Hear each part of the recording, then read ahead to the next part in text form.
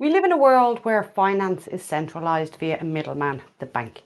We trust the bank to hold our money, we trust the bank to keep proper records, and we trust the banks to work in good faith. But let's face it, that's not how things happen. The global financial crisis of 2008 was caused by bad practice, over leverage, and even illegal activities.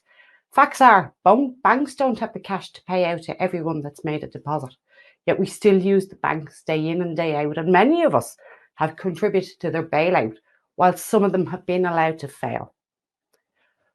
What decentralized finance aims to do is remove the middleman, the banker, and it puts you in full control of your own financial transactions. You can lend or save and earn a yield or return on it at the rates that you want or that you agree to. You can also borrow. In effect, you can act like your own banker, making DeFi more profitable than CeFi, because in central finance, the banker needs to be paid. Decentralized finance has the ability to make wealth more equal around the world by providing liquidity in places that it's hard to get. For example, an entrepreneurial farmer in a developing nation really wants to buy this harvester, but his local bank and lender wants to charge him 20% interest. The farmer can't afford this, and so he can't grow his business. Yet in the developed world, there is so much liquidity. A well-off farmer would like to earn a yield on his savings, but the banks aren't paying him any interest. Now imagine this. The farmer from the developing nation was able to ask the farmer in the developed world for a loan. And he said yeah, because he was willing to pay him 7% interest.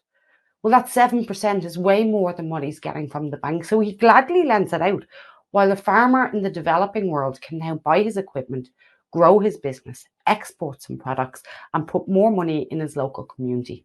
Everybody wins. This is something that is not currently possible with centralized finance. The most common uses of DeFi for the normal person is yield farming, lending, and staking. Yield farming is basically providing liquidity to a shared pool. These liquidity pools are common on decentralized exchanges. Decentralized exchanges, or DEXs, then return the fees charged from trades and swaps to the liquidity providers, which then gives them a yield. Liquidity providing is very popular, and you'll often find to add liquidity, you'll need a pair of tokens or coins, for example, ETH and Bitcoin. So you'd add equivalent amounts of these to the pool, and others can then take and add from the pool, and the fees used from this pool then are shared with the liquidity providers. You can compare this to a bank. When you lodge your money, it goes into a pool that the bank then uses to lend and borrow against. However, this is often at 5x leverage, meaning for every dollar or euro you see on your bank statement, 4 others are seeing the same dollar or euro in their bank. When the bank lends out your money, they charge interest to the person borrowing it, but you don't get that interest. The banks keep it.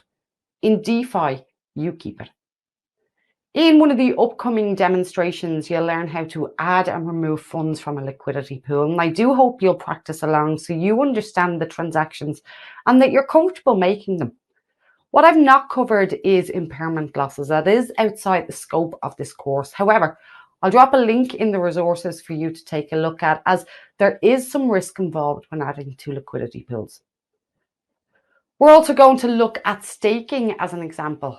Staking is a type of DeFi as it returns a yield to the person that stakes.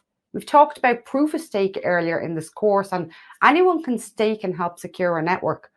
Most often, staking on your own won't be sufficient, as there's a lot of stake already backing up the network providers. So you can add to a staking pool instead, or select a validator and stake directly to them.